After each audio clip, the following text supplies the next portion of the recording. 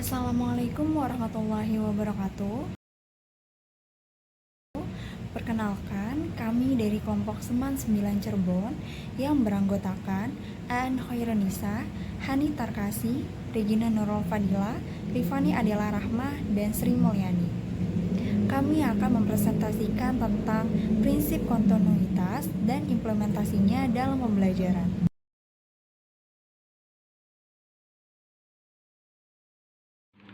Baik, di sini saya akan menjelaskan mengenai definisi dari prinsip kontinuitas.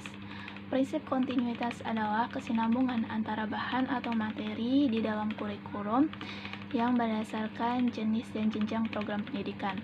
Artinya, materi yang terdapat atau termuat di dalam kurikulum itu harus saling berkaitan atau berkesinambungan antara satu jenjang dengan jenjang yang selanjutnya.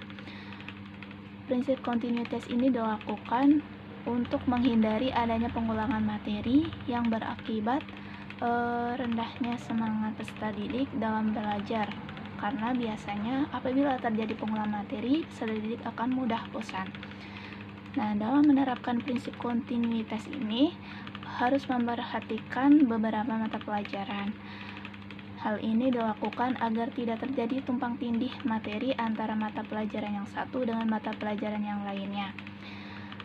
Untuk mengatasi hal tersebut dapat dilakukan dengan menyiapkan ruang lingkup atau sistematika dan urutan pada setiap jenis dan jenjang program pendidikan. Baik, selanjutnya yaitu contoh implementasi dari prinsip kontinuitas dalam pembelajaran. Di sini terdapat dua contoh. Yang pertama yaitu prinsip kontinuitas antar berbagai tingkat sekolah, yaitu secara vertikal. Misalnya, terdapat bahan pembelajaran yang telah diajarkan pada jenjang SMP atau MTS. Nah, maka itu tidak perlu diajarkan kembali pada jenjang SMA atau MA, kecuali pada materi tersebut terdapat adanya pendalaman atau keluasan materi. Jika tidak, maka tidak perlu diajarkan kembali. Kemudian yang kedua yaitu prinsip kontinuitas antar berbagai bidang studi atau secara horizontal. Artinya, antara bidang studi satu dengan yang lainnya itu sangat memungkinkan ya adanya kesesuaian dan keterkaitan sehingga perlu kajian simultan. Contohnya yaitu pada matematika SMA terdapat materi vektor yang mana ternyata ada hubungannya nih dengan materi pada pelajaran lainnya yaitu materi fisika yang mana dapat digunakan untuk memahami materi gerak, kemudian gaya dan medan. Berikutnya adalah contoh implementasinya. Jadi pada jenjang SD itu peserta didik akan diperkenalkan pada bangun datar secara dasar. Nah, seperti pengenalan unsur-unsur dan sifat-sifat dari berbagai bangun datar seperti persegi tiga, persegi, persegi panjang, lingkaran, dan sebagainya. Peserta didik akan diberikan pendekatan berupa ilustrasi dan contoh bangun datar dalam kehidupan sehari-hari, misalnya bentuk jendela, papan tulis, atau alas piring untuk membantu peserta didik mengenali dan memahami bangun datar dengan lebih mudah. Tujuannya itu untuk membantu peserta didik mengenali bentuk-bentuk dasar, memahami ciri-ciri umum, dan mengembangkan keterampilan dasar dalam mengidentifikasi bangun datar di lingkungan sekitar mereka.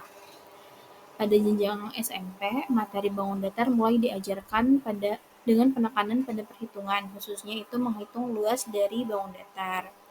Nah, peserta didik akan mendapat pendekatan berupa penerapan konsep perhitungan luas dalam masalah-masalah kontekstual yang berkaitan dengan kehidupan sehari-hari. Contohnya menghitung luas rumah atau luas taman sekolah. Tujuannya untuk membekali peserta didik dengan kemampuan untuk melakukan perhitungan luas secara praktis dan menghubungkan konsep geometri dengan situasi nyata, meningkatkan keterampilan pemecahan masalah mereka. Sedangkan pada jenjang sekolah menengah atas atau SMA, materi bangun datar itu menjadi lebih kompleks dan abstrak. Peserta didik akan menyelesaikan masalah yang melibatkan kombinasi beberapa bangun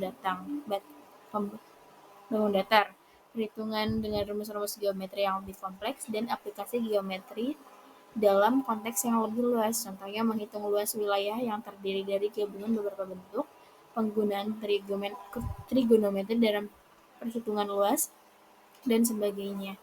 Tujuannya mengembangkan kemampuan analitis dan abstrak peserta didik, memperdalam pemahaman mereka tentang konsep-konsep geometri, serta mempersiapkan mereka untuk aplikasi matematika di tingkat pendidikan yang lebih tinggi. Nah, dengan perkembangan materi yang bertahap dari pengenalan dasar di SD, perhitungan kontekstual di SMP, hingga konsep kompleks di SMA, peserta didik dibimbing untuk memahami dan menguasai geometri secara mendalam. Pengetahuan ini tidak hanya penting untuk keberhasilan akademik mereka, tetapi juga untuk aplikasi praktis dalam kehidupan sehari-hari mereka. Assalamualaikum warahmatullahi wabarakatuh. Perkenalkan, nama saya Hani Tarkasi. Di sini saya akan mencoba untuk melanjutkan presentasi dari teman saya, yaitu tentang implementasi dari kontinuitas pada pembelajaran matematika di SMA 9 Cirebon. Di kelas 10, materi pembelajaran matematikanya yaitu sistem persamaan linier dan 3 variabel, sistem pertidaksamaan linier, dan relasi dan fungsi. Di kelas 11, materi di kelas 10 tersebut menjadi prasyarat untuk materi selanjutnya, yaitu tentang limit fungsi dan limit fungsi aljabar, turunan, dan integral. Baru kemudian di kelas 11, materi-materi yang ada di kelas 10 dan 11 itu menjadi materi prasyarat di kelas 12 untuk mempelajari tentang geometri, limit fungsi trigonometri, turunan fungsi trigonometri, peluang, dan statistika. Itu dia presentasi dari saya, kurang lebihnya mohon maaf. Dengan demikian, dapat disimpulkan bahwa prinsip kontinuitas dalam pendidikan memiliki peran yang penting untuk menjaga kesinambungan dan relevansi materi pelajaran antar jenjang pendidikan. Hal ini tidak hanya mengoptimalkan pemahaman siswa, tetapi juga mengurangi kebosanan dan kebingungan dalam pembelajaran. Implementasi yang tepat dapat meningkatkan efisiensi dan efektivitas proses pendidikan di setiap tingkat. Sekian dari kelompok kami ucapkan terima kasih. Wassalamualaikum warahmatullahi wabarakatuh.